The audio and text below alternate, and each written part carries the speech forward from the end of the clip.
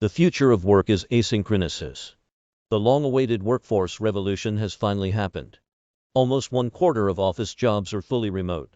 Millions of people are no longer stuck in offices, and distributed work, whether it's hybrid or 100% distributed, is more widely accepted for many careers. But the world had never been built for distributed teams or remote work.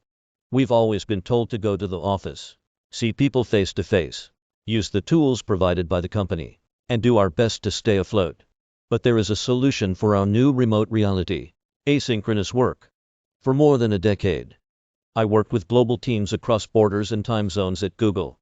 I was based in Amsterdam and London, then in the United States for Android and Uber, and felt like I was in meetings all day while swatting away at a constant stream of emails, messages, and other distractions. My colleagues in Singapore, Los Angeles, and Tokyo would be using different platforms for communication, file sharing, and project management, and those tools were all in silos. None of the tools were interoperable, even though they claimed to be. This was an enormous hassle and led to low productivity, wasted time, and overall frustration.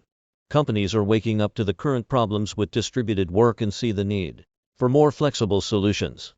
For example, constant messaging from an app like Slack can cause anxiety for teammates in other time zones, when they receive pings throughout all hours of the night or even on weekends.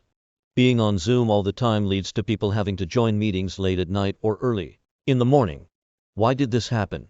Because companies forced employees, no matter where they were, to abide by the same schedule. We want teams to break out of the tyranny of the traditional synchronous, in-office work model that doesn't put work first. If you're getting your work done on time and efficiently, why does it matter when or where it's done? In the new way of working, we need to transition to asynchronous work. Asynchronous, in short, is when work happens for different people on their own time. Consider a worker in London and one in Los Angeles. Based on a 9-5 work culture, they would have only a few hours to collaborate and work together. With an asynchronous work style, work becomes more like a relay race where one could set tasks and deadlines for the other without the expectation to respond right away. Work gets done on time, people are less stressed, and it allows for a wider talent pool. With an asynchronous work style, companies can hire literally from anywhere in any time zone and are not limited by geography.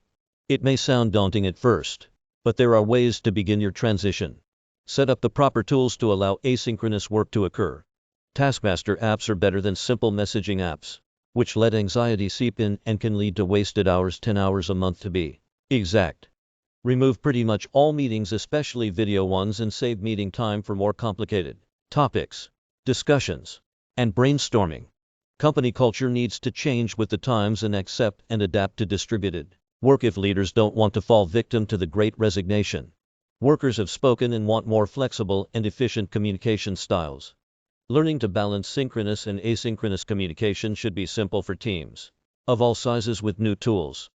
It's time to take a step back and ask if your current way of working and managing people really the most productive and efficient.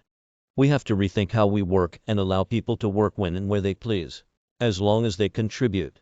When we realize that distributed work doesn't have to be so unnecessarily difficult and time-consuming, workers will be more productive, less stressed, and most importantly, happier.